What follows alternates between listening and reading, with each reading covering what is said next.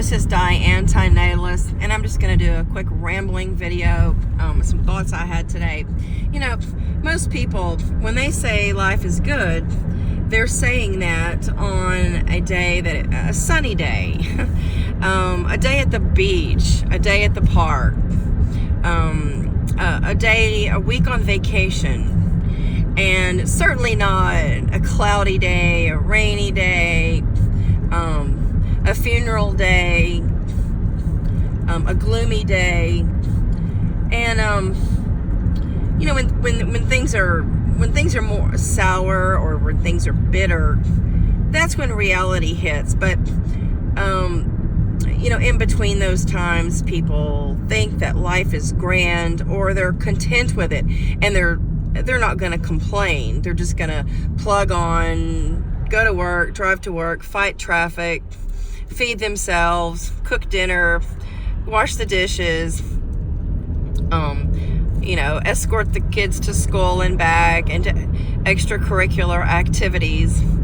And they don't realize the struggles that they have from day to day, like fighting traffic, paying the bills, getting enough sleep,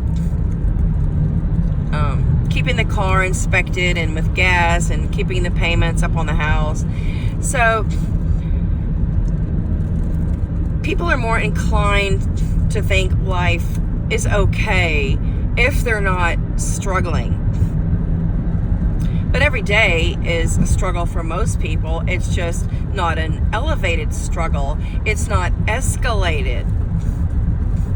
Like, for instance, a death in the family, or a major crisis, a tornado, a hurricane, a flood. And when those incidences happen to anybody, they have a different view of life altogether. However, the crises are scattered about, and they're not consistent, but neither is the pleasure. And I believe I've said this before, but nobody is suffering from chronic pleasure. You know, there's something else I just want to bring up. At a hotel recently, when I was away, there was this child in the foyer, and it was very late at night. She was a young girl, I guess around 6 or 7, and maybe even 5. But anyway, the hotel clerk was trying to find out where she was, you know, staying with her family. And so I helped him locate the family, because she was a black girl, and the other day I had seen a black family come into the room, this particular room, with a crib for a baby or a small child. And so I told the hotel clerk where I thought the family might possibly be. And sure enough, that was where the child was from. And the story is that the family had moved from the South, and I guess it was a military family, and they had, you know, made the long trip.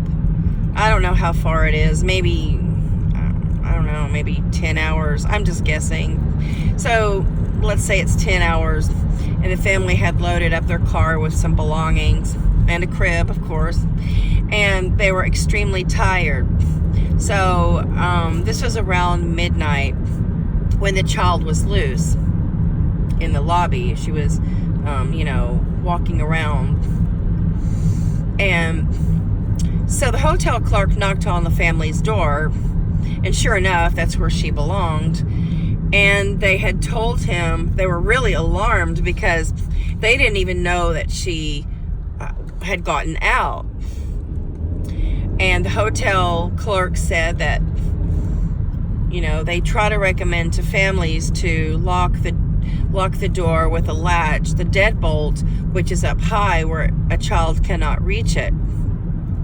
So so the father had told the hotel clerk that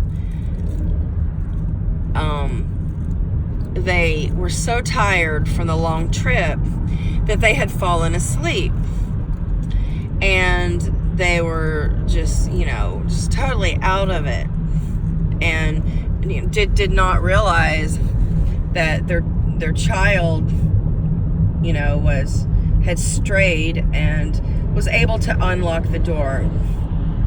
And, I just thought that could have turned out very, very ugly.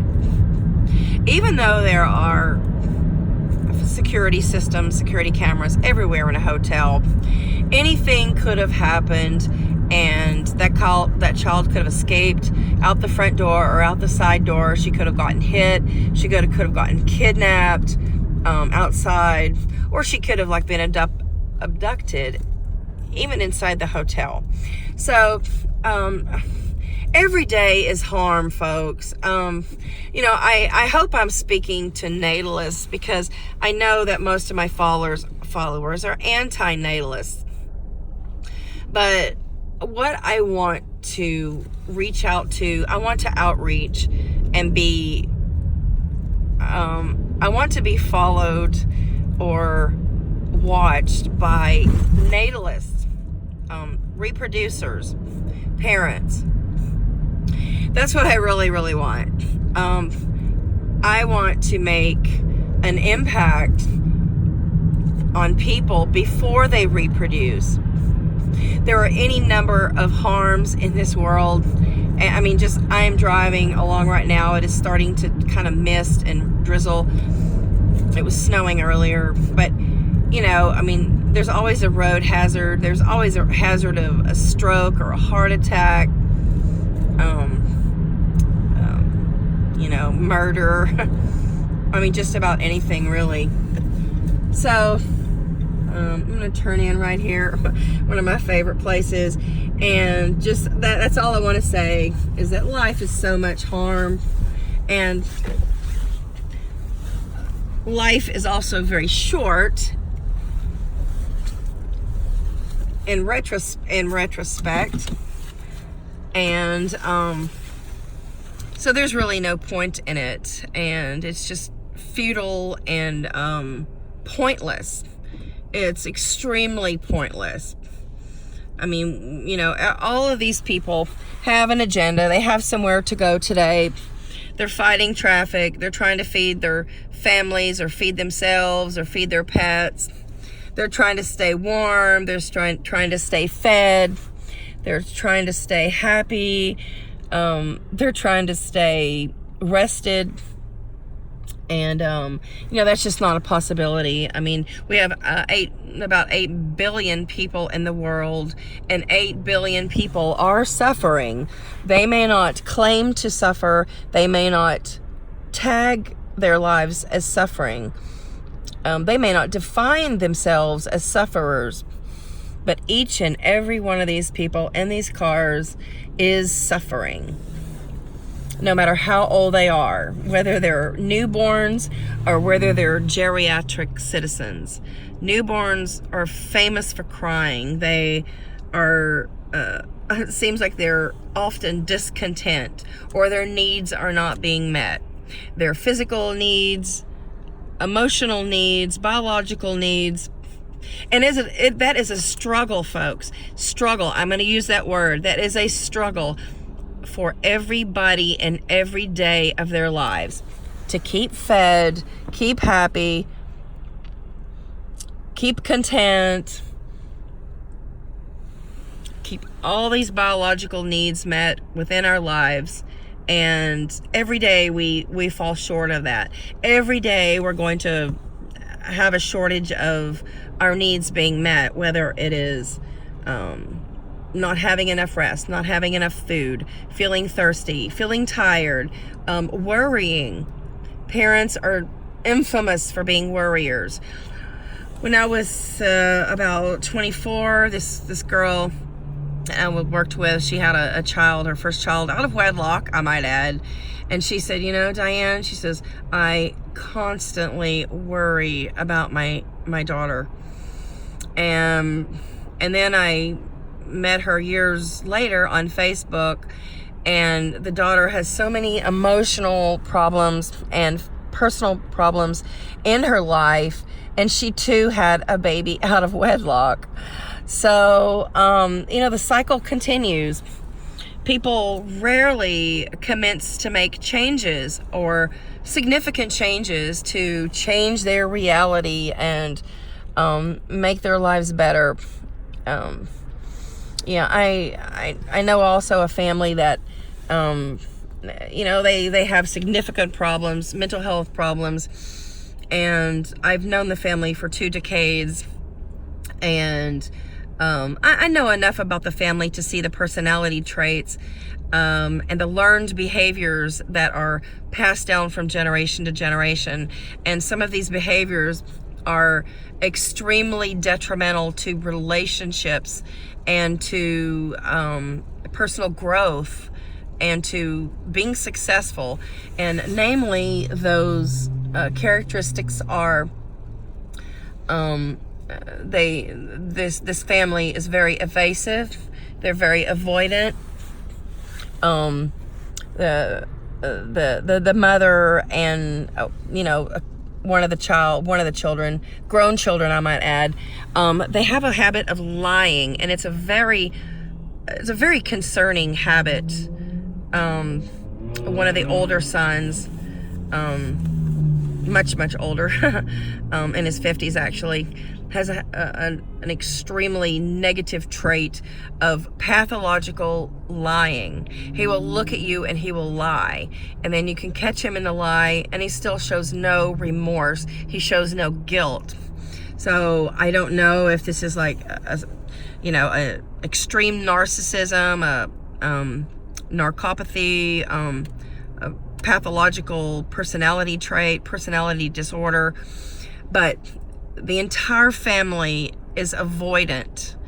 And I could even say avoidant personality disorder, a lot of covert narcissism, a lot of underhanded and sneaky behavior, and they don't disclose anything about themselves. They don't mind if you disclose, and they will listen to you, but they will not make themselves vulnerable to the world, to other people, not even to their closest loved ones.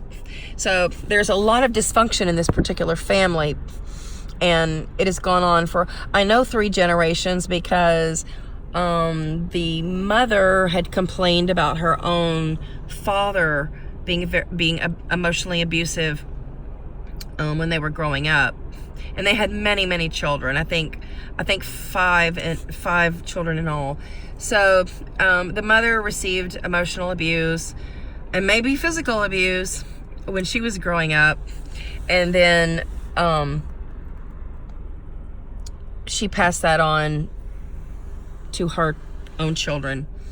And there's so much family dysfunction, and it's really sad, because the children, and this particular one that I'm speaking about, he doesn't even seem to care about his behavior affecting others, and he doesn't seem to have any conscience.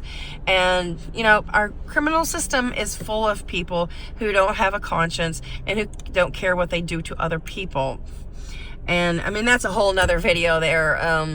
The incarcerated people are just full of dysfunction and bad family relationships and abuses, sexual, physical, emotional abuse.